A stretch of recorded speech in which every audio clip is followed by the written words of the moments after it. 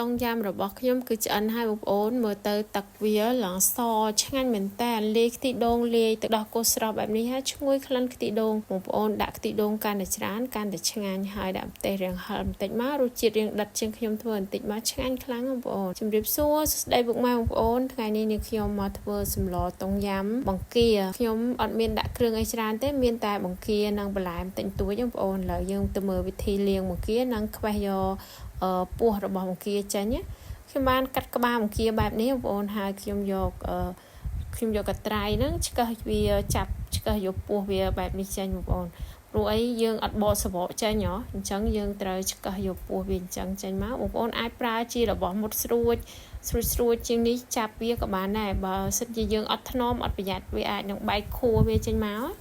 យើងកាត់របៀបដូចខ្ញុំធ្វើបែបនេះគឺវាអត់បែកខួរចេញទេហើយបន្ទាប់មកលាងទឹកសម្អាតវាបន្តិចទៅរួចហើយក៏ឆ្កឹះខ្នងវាដើម្បីយកពោះវៀនចេញដែរបង្គាខ្លះអត់មានអាចនៅក្នុងហ្នឹងបងប្អូនតែបង្គាដូចខ្ញុំទិញនេះគឺច្រើនមែនតើឡើងខ្មៅតែម្ដងមើលទាញមកឡើងខ្មៅច្រើនខ្លាំងអញ្ចឹងពេលដែលវាឆ្អិនទៅបើយើងអត់យកចេញគឺវានៅជាប់ខ្មៅលើខ្នងហ្នឹងឯងចឹងយើងយកវាចេញបែបនេះទៅបងប្អូនអាចប្រើជាឈើចាក់ធ្មេញឬមួយក៏ឈើចាក់ដោតសាច់អាំងឆ្កឹះវាក៏បានដែរបន្ទាប់មកយើងក៏លាងសម្អាតវាជាច្រើនទឹកឥឡូវនេះគឺមកត្រៀមដើម្បីធ្វើជាមួយនឹងต้มយำម្ដងខ្ញុំមានលាយជាមួយព្រួយត្រីសាម៉ុនមួយកញ្ចប់ដែរហើយផ្សិតផ្លៅមាន់មួយដុំខ្ទឹមបារាំងមួយមើមពេញប៉ោះ3ផ្លែខ្ទិះដូងដែលនេះខ្ញុំច្បាច់ហើយហ្នឹងសល់ពីថ្ងៃមុនខ្ញុំបានយកវាទៅដាក់ក្នុងទូកកបងប្អូនសល់បន្តិចជាមួយនឹងជីនាងវងជីស្លឹកវែងស្លឹកខ្ទឹមគល់ស្លឹកគ្រៃហើយគ្រឿងต้มយำអីផ្សេងចឹងឯងមានម្ទេសមានអីពេលនេះយកខ្ទឹមបារាំងយកមកហាន់វាជាចំណិតល្មមប្រហែលជាប៉ុនមេដៃបងប្អូនហើយចំណែកឯផ្សិតផ្លៅមាន់នេះខ្ញុំហាន់វាជាចំណិតទំហំប៉ុនខ្ទឹមបារាំងដែរគ្រាន់តែ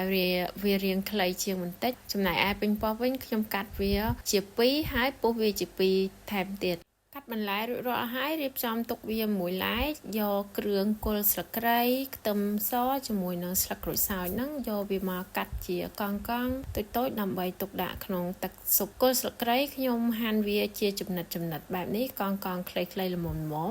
ចំណែកឯខ្ទឹមសខ្ញុំដំវាសប៉ែតដាក់វាទាំងសម្បកតែម្ដងខ្ញុំក៏បានប្រើជាមួយនឹងខ្លាញ់របស់មីต้มយำដែរបងប្អូនដាក់លាយមួយកញ្ចប់ដែរហើយខ្ញុំដាក់ជាមួយដុំស៊ុបខ្នុរចំនួន1ដុំហើយនឹងដុំต้มយำហ្នឹង1ដុំតាមពិតយើងត្រូវដាក់ដុំต้มយำដល់តែ2ដុំអីទៅវារសជាតិដិតឆ្ងាញ់ចំណែកឯនេះគឺខ្ទិះដូងបងប្អូនជាខ្ទិះដើមខ្ញុំបានច្បាច់វារួចហើយយើងដាក់ចូលក្នុងទូកកបើសិនជាមានច្រើនជាងនេះបងប្អូនដាក់ច្រើនមកទៅឆ្ងាញ់ដាក់ប្រហែលជាកន្លះលីត្រអីទៅវាឈ្ងុយពេលនេះខ្ញុំដាក់ខ្ទះឲ្យក្តៅចាក់ខ្ទឹមជាមួយគល់ស្លឹកគ្រៃរំលីងវាឡើងឈ្ងុយបន្តិចមកដាក់គ្រឿងต้มយำដែលជាគ្រឿងមីនឹងចូលបន្ទាប់មកដាក់គ្រឿងต้มយำនិងដុំស៊ុបខ្នុរចូលជ្រុំវាបបែកហើយកូរវាចូលគ្នាឲ្យរាងមានក្លិនឈ្ងុយល្អបងប្អូនហើយបន្ទាប់មកក៏ចាក់ទឹកចូលនិយាយថាក្លិនគ្រឿងវិញបងប្អូនឈ្នះអស់មានសត្រូវតែម្ដងឈ្ងុយឈ្ងប់ឃ្លានបាយហើយពេលនេះទឹកពុះហើយហ្នឹងខ្ញុំបានដាក់ជាមួយនឹងផ្សិតផ្លៅមាន់ចូលចំណែកឯខ្ទឹមបារាំងបងប្អូនចាំដាក់ពេលក្រោយក៏បានដែរដាក់មុនដូចខ្ញុំនេះគឺវារៀងរលួយជ្រុលបន្តិចហើយដាក់ស្លឹកក្រូចសើចស្ករចូលបន្តិចនិងប៊ីចេងបន្តិចដែរបន្ទាប់មកបងប្អូនអាចភ្លក់មើលបានរសជាតិសាបប្រៃជូរអីអាចបន្ថែមតាមក្រោយបន្ទាប់មកចាក់បង្គាព្រួយត្រីសាម៉ុន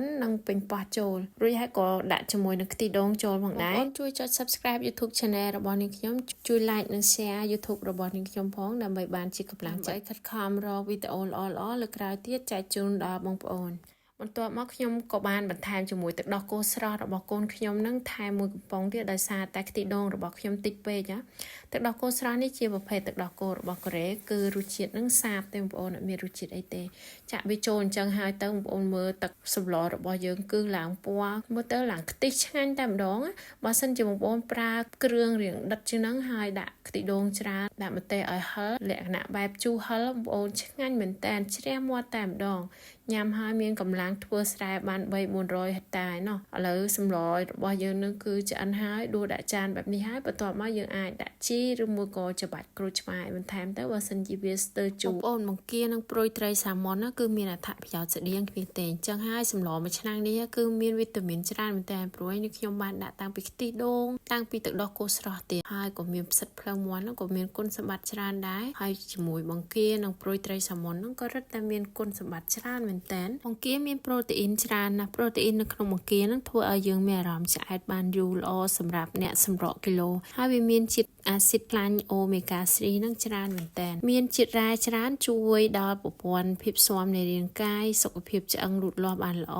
សម្រាប់សម្ពាធឈាមល្អសម្រាប់បេះដូងជួយកាត់បន្ថយហានិភ័យជំងឺបេះដូងជួយកាត់បន្ថយជំងឺភ្លេចភ្លាំងជួយដល់ជំងឺទឹកនោមផ្អែមកាពះពោះវៀនតម្រងនោមស្បែកភ្នែកល្អបំផុតសម្រាប់ស្ត្រីមានផ្ទៃពោះនិយាយទៅសម្លមួយមុខនេះបងប្អូនបើរៀបរាប់គឺអត់អស់ទេបងប្អូនចង់ដឹងពីគុណប្រយោជន៍របស់មួយមុខរៀងៗខ្លួនបងប្អូនអាច search ទៅមើលនៅក្នុង YouTube បន្ថែមទៀតបានព័ត៌មានលម្អិតអំពីអត្ថប្រយោជន៍ផ្សេងៗដែលទាក់ទងជាមួយនឹងគ្រឿងផ្សំដូចជាខ្ទិះដូងឬមួយក៏ទឹកដោះគោស្រស់ឬក៏បន្លែអីផ្សេងៗនឹងទៀតបានអរគុណបងប្អូនដែលបានមើលវីដេអូរបស់នាងខ្ញុំពីដើមដល់ចប់ជម្រាបលាជួបគ្នានៅវីដេអូក្រោយ